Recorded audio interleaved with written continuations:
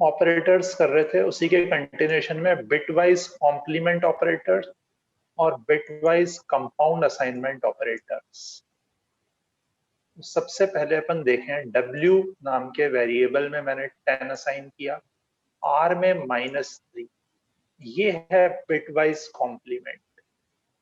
Once complement का काम करता है ये, तो 10 का वंस कॉम्प्लीमेंट क्या होगा, -11, वो आंसर में आ जाएगा। 10 पॉजिटिव नंबर्स की सीक्वेंस में 0 से स्टार्ट करें तो 11th नंबर पे है, तो जब ये नेगेटिव में जाएगा तो नेगेटिव में 11th नंबर पे होता है -11, तो इसका आंसर आएगा -11।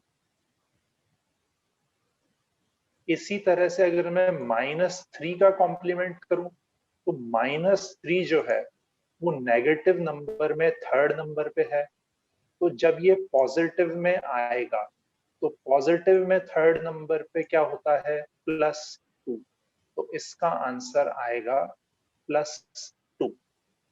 तो ये जो ऑपरेटर है ये होता है bitwise complement. Bitwise compound assignment operators, A में मैंने 10 असाइन किया, A left shift equal to 2, इसका मतलब ए में जो भी है उसको 2 बार लेफ्ट शिफ्ट करके वापस ए में ही असाइन कर दे, तो हर लेफ्ट शिफ्ट में नंबर डबल होता है, तो पहली बार 10 से 20 होगा और फिर 40, तो अब ए की नई वैल्यू क्या हो जाएगी, 40। अगर मैं लिखता हूं ए राइट शिफ्ट इक्वल टू 3, इसका मतलब ए को 3 बार राइट शिफ्ट करके वापस ए में असाइन कर दे, तो ए में अभी 40 है, पहली बार राइट शिफ्ट करेंगे तो हाफ होगा मतलब 20, दूसरी बार उसका भी हाफ मतलब 10, और तीसरी बार उसका भी हाफ मतलब 5। फिर इसी तरह से कंपाउंड असाइनमेंट ऑपरेटर कौन से होते हैं, ए में मैंने 18 असाइन किया, बी में 10, A and equal to B, इसका मतलब ए और बी को एंड करेगा और रिजल्ट ए में असाइन करेगा। ऐसे ही ए और इक्वल टू बी, ए और बी को और करेगा और रिजल्ट ए के अंदर असाइन करेगा। A xor equal to B, इसका मतलब ए और बी को एक्सॉर करेगा और रिजल्ट ए के अंदर असाइन करेगा। नेक्स्ट आ जाए मैथ फंक्शंस।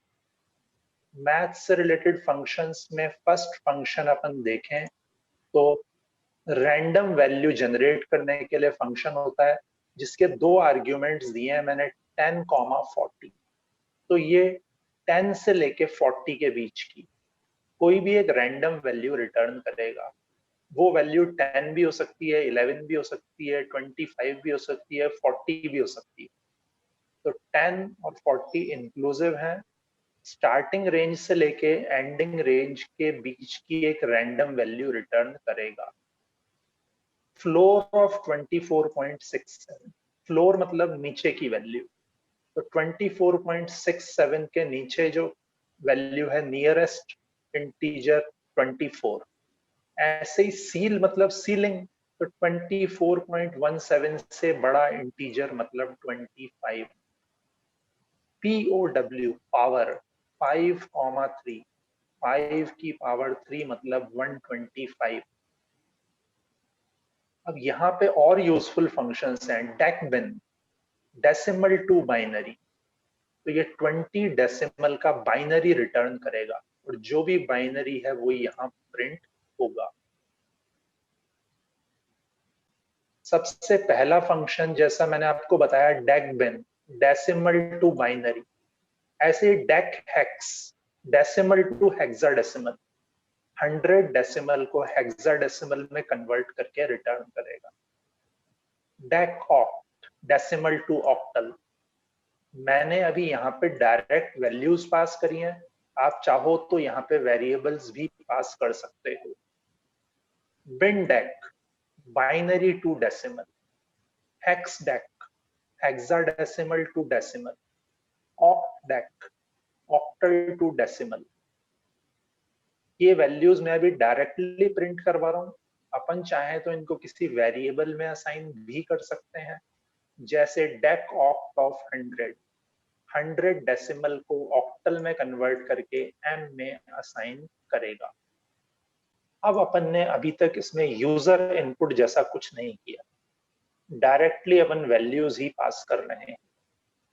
पीएचपी में एज सच यूजर इनपुट नहीं होता है। जनरली पीएचपी काम में आती है, आपने फॉर्म में कुछ फिल किया, सबमिट पे क्लिक किया तो डेटा सर्वर पे जाएगा, ये प्रोग्राम सर्वर पे एग्जीक्यूट होगा। अब अगर अपने को यहाँ पे कुछ इनपुट देके ट्राई करना हो तो उसके लिए यूज में आता है $_request नाम का सुपर ग्लोबल वेरिएबल। मैंने यहाँ लिखा $_request num1, तो ये num1 की वैल्यू रिटर्न करेगा जो ए में असाइन होगी। ऐसे ही $_request num2, ये num2 की वैल्यू रिटर्न करेगा जो बी में असाइन होगी। अब ये num1 और num2 क्या हो सकते हैं? ये दो टेक्स्ट बॉक्स हो सकते हैं जो आपने HTML में बनाए हों। ये num1 और num2 उन दो टेक्स्ट बॉक्सेस का नाम हो सकता है। अभी तो अपन ने टेक्स्ट बॉक्सेस बनाए नहीं है, तो अभी मैं आपको बताऊंगा कि ये num1 और num2 अपन पास कैसे करते हैं। जब अपन टेक्स्ट बॉक्सेस बना के उसको PHP से लिंक करेंगे तो वहां पे अपन टेक्स्ट बॉक्सेस के नाम num1 और num2 देंगे। अभी मैंने यहाँ पे क्या किया, num1 की वैल्यू a में ले ली, num2 की वैल्यू b में ले ली। फिर मैंने चेक किया, अगर a mod 2 0 है, b mod 2 भी 0 है, इफ कंडीशन बिल्कुल वैसे ही जैसे कि जावा, सी और C++ में होती है, तो मैसेज आएगा both numbers are even. Else सिर्फ और लगाया मैंने, अगर कोई भी एक नंबर इवन होगा तो ये मैसेज आएगा, else both numbers are odd. इसमें कुछ नया नहीं है इफ कंडीशन में। अब इस प्रोग्राम को रन कैसे करेंगे वो आपको बहुत ध्यान से देखना है। इस प्रोग्राम को मैंने सेव किया फाइल में, फाइल का नाम है if1.php। अभी अपन प्रोग्राम को रन करने के लिए लिखते हैं local host colon port number, folder का नाम और फाइल का नाम if1.php। अब आपको अभी एड्रेस बार में ही num1 और num2 की वैल्यू पास करनी पड़ेगी। कैसे? Question mark num1 equal to 75, फिर दूसरा parameter and num2 equal to 25। अभी अपन यहाँ पे एड्रेस बार में लिख के इसलिए कर रहे हैं क्योंकि अपन ने इसको HTML फाइल से लिंक नहीं किया। आगे जब अपन इसको HTML फाइल से लिंक करेंगे तो ये अपने आप num1 और num2 की वैल्यू ले लेगा HTML फाइल को सबमिट करने पे। अभी आपको एड्रेस बार में ही सारे पैरामीटर्स की वैल्यू देनी है, num1 और num2। मल्टीपल पैरामीटर सेपरेट होते हैं एंड से, और पैरामीटर का नाम इक्वल टू पैरामीटर की वैल्यू, ये इसका सिंटैक्स है। PHP फाइल का नाम, उसके बाद क्वेश्चन मार्क, पहले पैरामीटर का नाम इक्वल टू उसकी वैल्यू एंड दूसरे पैरामीटर का नाम इक्वल टू और उसकी वैल्यू। पहले तो आप ये देखो कि मैंने ये वो फोल्डर ओपन कर लिया लोकल होस्ट 9010 progs। तो progs फोल्डर में जितनी भी फाइल्स हैं उनकी लिस्टिंग आ गई। जिसको भी रन करना हो मैं उस पर क्लिक कर सकता हूँ। मैंने if1.php पे क्लिक किया, अभी ये मुझे एरर दे रहा है। ध्यान से देखो एरर क्या है, अनडिफाइंड इंडेक्स num1, क्योंकि मैंने num1 की वैल्यू पास नहीं की। अनडिफाइंड इंडेक्स num2, क्योंकि मैंने num2 की वैल्यू भी पास नहीं की। तो अगर आप बिना पैरामीटर पास किए इस प्रोग्राम को रन करोगे तो एरर आएगा। अब मैंने यहाँ पे क्या किया, अब मुझे वैल्यूज पास करनी है तो मैं एड्रेस बार के अंदर ही टाइप करूंगा, जो मैंने रन करने का तरीका आप लोगों को बताया है। एड्रेस बार में अब मैं टाइप कर रहा हूं local host 9010 progs f1.php question mark num1 equal to 75 and num2 equal to 25 और एंड।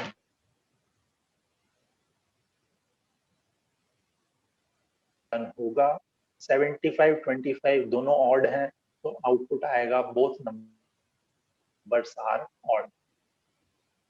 अब अगर मैं वापस से एड्रेस बार में टाइप करता हूं num2 equal to 250 और एंटर, अब only one number is even. और अगर मैं दोनों नंबर्स इवन दे देता हूं 750 एंड 250, मैसेज आएगा बोथ नंबर्स आर इवन। जैसा कि आप यहाँ देख रहे हो मैसेज आ गया both numbers are even. Alternate syntax of if का एक सिंटेक्स तो अपन ने किया अभी जो कि सी जैसा है, दूसरा सिंटेक्स और होता है इफ का। उसके अंदर क्या होता है, इफ उसके बाद लास्ट में कॉलन लगता है और इसके बाद यहाँ पे आ जाते हैं जो भी स्टेटमेंट्स आपको लिखने, मतलब आपको कर्ली ब्रैकेट्स लगाने की जरूरत नहीं है इस केस में। मल्टीपल स्टेटमेंट्स में भी कॉलन लगा दिया, उसके बाद यहाँ पे मल्टीपल स्टेटमेंट आ जाएंगे। एल्स इफ कॉलन और यहाँ मल्टीपल स्टेटमेंट आ जाएंगे, एल्स कॉलन और यहाँ मल्टीपल स्टेटमेंट आएंगे। और ये वाला सिंटेक्स यूज करने पे आपको एंड इफ भी लगाना पड़ेगा, एंड इफ सेमीकोलन। तो आप चाहो तो सी वाला सिंटेक्स यूज करो, आप चाहो तो ये वाला पीएचपी का सिंटेक्स भी यूज कर सकते हो। नेक्स्ट, अब मुझे ऑपरेटर्स पे वर्क करना है जो यूजर ने एड्रेस बार में टाइप किए उसके अकॉर्डिंग। तो $_request num1, num1 की वैल्यू ए में आ जाएगी, num2 की वैल्यू बी में आ जाएगी। ये आपको ध्यान रखना है कि जो आपने यहाँ पास किया है वो केस सेंसिटिव होता है, तो जिस केस में आपने ऊपर दिया है उसी केस में यहाँ लिखना है। तो यूजर ने जो दो पैरामीटर्स दिए वो ए और बी में आ जाएंगे। फिर उसके बाद अपन करेंगे $A एंड $B और $B एक्सॉर $B, ये भी लिख सकते हैं अपन एंड और एक्सॉर के लिए। एंड और एक्सॉर के ये वर्जन तो अपन ने किए ही हैं, एंड और एक्सॉर।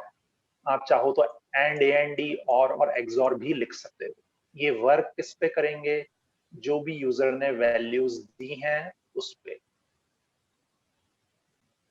नेक्स्ट है अब स्विच कैसे यूज करते हैं। स्विच भी काफी कुछ सी जैसा ही है, थोड़ा सा डिफरेंस है वो मैं बता देता हूँ। $num equal to $_request num। इस प्रोग्राम को रन करते हुए एक ही पैरामीटर पास करना है num, उसकी वैल्यू num नाम के वेरिएबल में आ जाएगी।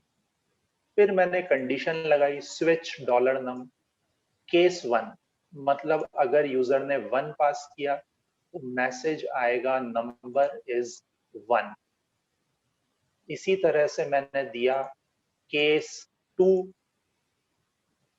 केस 2 मतलब अगर यूजर ने 2 दिया होगा तो मैसेज आएगा नंबर इज 2, 3 दिया होगा तो नंबर इज 3। हर एक केस के बाद आपको ब्रेक देना है, अदरवाइज अगले केस में भी चला जाएगा। और अगर यूजर ने 1 2 3 के अलावा कोई वैल्यू दी तो मैसेज आएगा number is not in range 1 2 3।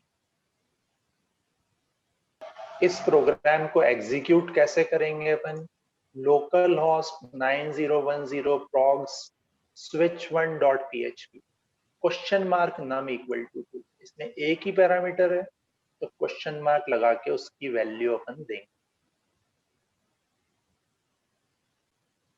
Switch का भी ऑल्टरनेट सिंटैक्स होता है। मैंने यहां लिखा switch dollar num colon, colon लगा last, case dollar num greater than equal to 0 and num less than equal to 9।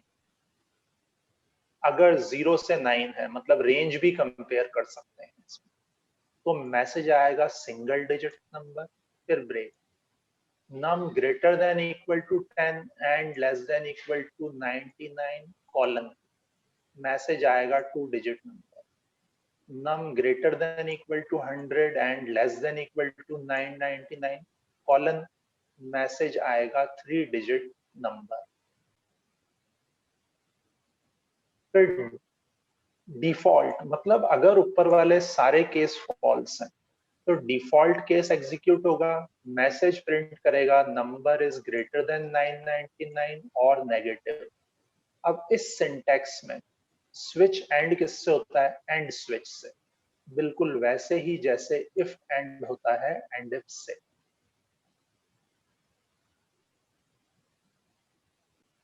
अब यहां पे स्विच के अंदर अपन स्ट्रिंग को भी कंपेयर कर सकते हैं।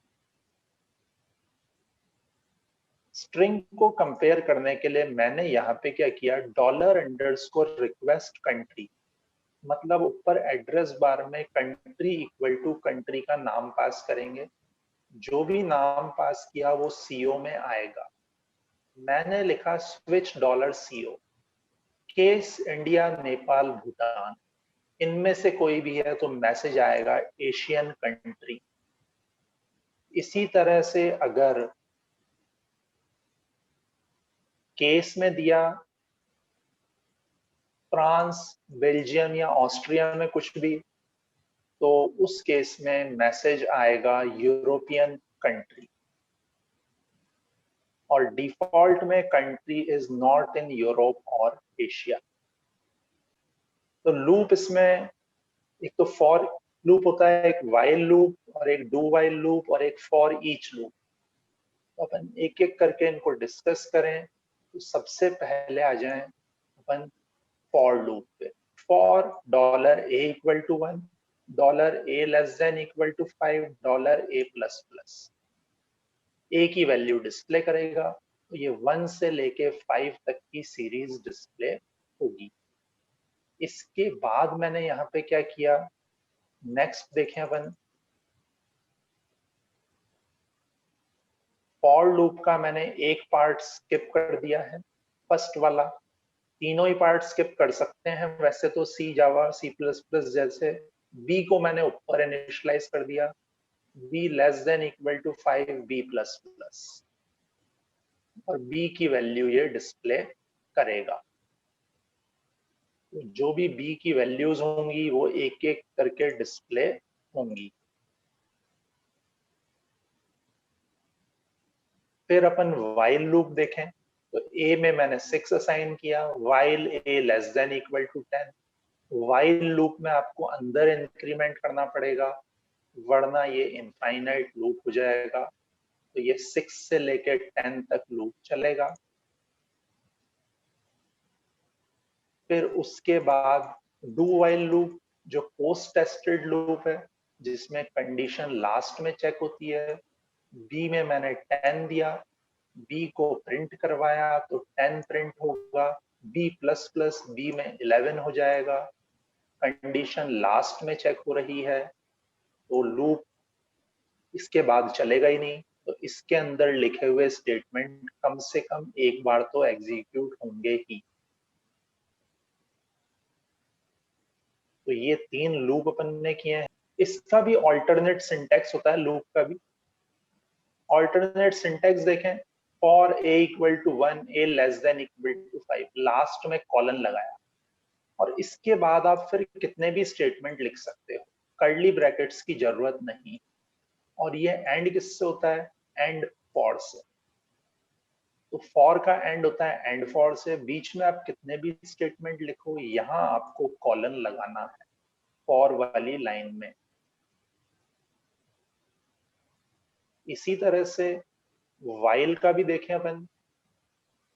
वाइल में भी ऑल्टरनेट सिंटैक्स, वाइल और उसके बाद कंडीशन, लास्ट में कॉलन लगाया, फिर यहाँ पे व्हाइल के स्टेटमेंट्स आएंगे और व्हाइल किससे एंड होता है, एंड व्हाइल से। इसमें फिर इसके अंदर गो टू स्टेटमेंट भी होता है। Go to statement specific level पे जाना हो उसके लिए मैंने यहाँ पे लूप चलाया 1 से लेके लेस देन इक्वल टू 5 तक, तो ये 1 प्रिंट करेगा पहले। फिर मैंने यहाँ पे दिया 1 प्रिंट करने के लिए अपने को मतलब कोड लिखना पड़ेगा, अभी मैंने कोड नहीं लिखा है, मैंने सिर्फ आपको गो टू का समझाया है। If A not to equal to 0, जब ए की वैल्यू 2 होगी तो ये कंडीशन ट्रू हो जाएगी, तो मैसेज आएगा गो टू शो मैसेज पे जाएगा और प्रिंट करेगा आफ्टर लूप। तो गो टू का यूज करके अपन प्रोग्राम के कंट्रोल को स्पेसिफिक लेवल पे ट्रांसफर कर सकते हैं। वो लेवल इसके बाद भी हो सकता है और इसके ऊपर भी हो सकता है। इसमें किसी को कुछ भी पूछना हो तो वो पूछ लें।